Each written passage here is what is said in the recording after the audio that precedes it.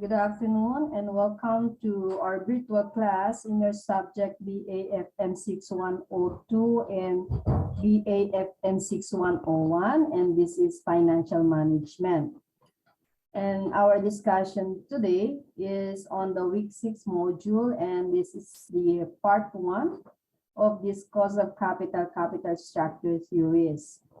So in our discussion today, you will learn the following for you to learn to calculate the cost of capital, know the concept of operating and financial leverage, and understand the capital structure theories.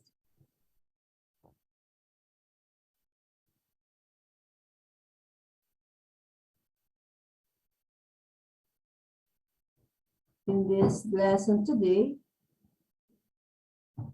this lesson would help you to know the costs and policies regarding the financing of business that needs using various sources.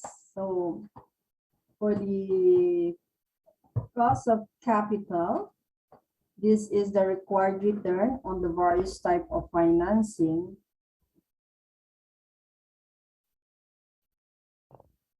The overall cost of capital of a firm is proportionate average of the cost of the various components of the firm's financing that includes the equity, debt, preference share, and cost of retained earnings. And to give to you the formula of this cost of capital, where KO stands for the overall cost of capital, KD is the cost of debt, KP is the cost of preference share, and KE is the cost of equity. While WD is the percentage of debt of total capital, and WP is the percentage of preference share to total capital, and WE is the percentage of equity to total capital. So it's just a matter of adding all of the components, and that is your overall cost of capital, which is KO. For the cost of debt, this is the required return on investment of the lenders of a company. This is the after-tax cost of long-term funds through borrowing. It may be issued at par, at premium, or at discount. Again, to give you the formula, and where KD stands for cost of debt capital, I is for annual interest payable, and NP is the net proceeds, and T is the tax rate.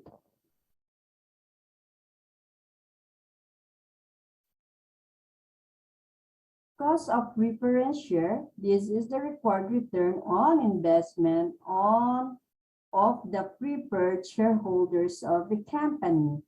And to calculate the cost of preference share, where KP stands for cost of preference share, and DP is the fixed preference share dividend to be divided by the NP, which is the net proceeds of an equity share.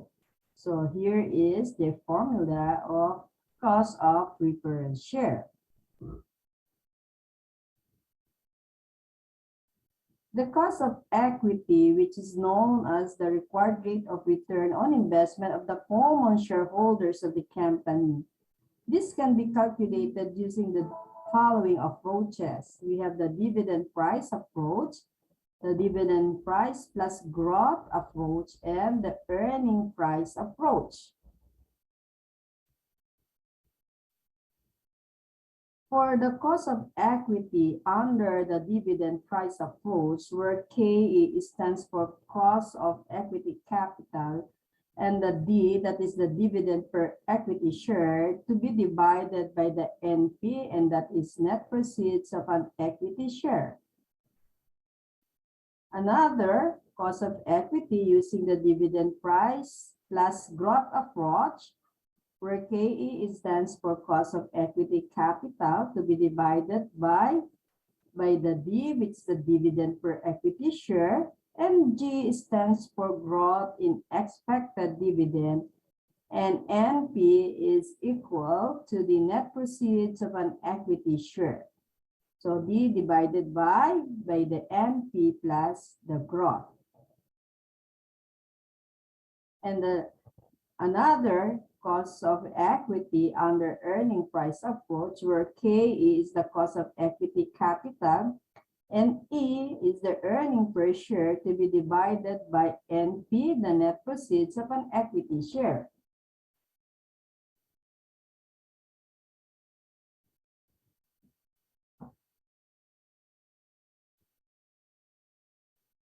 Leverage. Leverage is the use of various financial instruments or borrowed capital, such as margin, to increase the potential return of an investment. We have two major types of leverage, and these are the operating leverage and the financial leverage. For operating leverage, it is a measurement of the degree to which a firm or project incurs a combination of fixed and variable costs. And this can be calculated in this manner. The degree of operating leverage is equal to the percentage change in earnings before interest and taxes to be divided by the percentage change in sales, or can be calculated in this way: sales minus variable costs divided by sales minus variable costs minus fixed costs. A financial leverage is a metric that measures the degree to which a company uses fixed income securities such as debt and preferred equity. To calculate the degree of financial leverage, you have to get the percentage earning per share to be divided by the percentage earnings before interest and taxes, or can be in this manner: the degree of financial leverage is equal to the earnings before interest and taxes to be divided by the earnings before interest and taxes minus interest.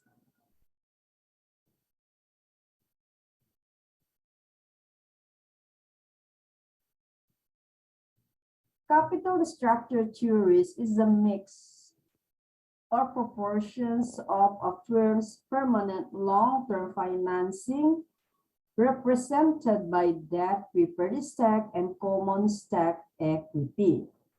This is the major part of the firm's financial decision, which affects the value of the firm, and it leads to change in the equity before interest and taxes and market value of the shares. There is a relationship among the capital structure, the cost of capital, and value of the firm. The aim of effective capital structure is to maximize the value of the firm and to reduce the cost of capital.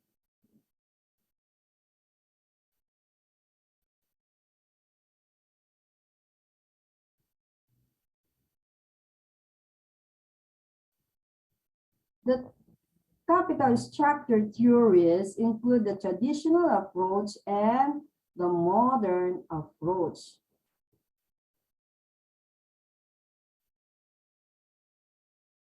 For the traditional approach, this is a mix of net income approach and net operating income approach, and it is called as intermediate approach. According to the traditional approach mix of debt and equity, capital can increase the value of the firm by reducing overall cost of capital up to a certain level of debt. The traditional approach states that KO, or the cost of the capital, decreases only within the responsible limit of financial leverage, and when reaching the minimum level, it starts increasing with financial leverage.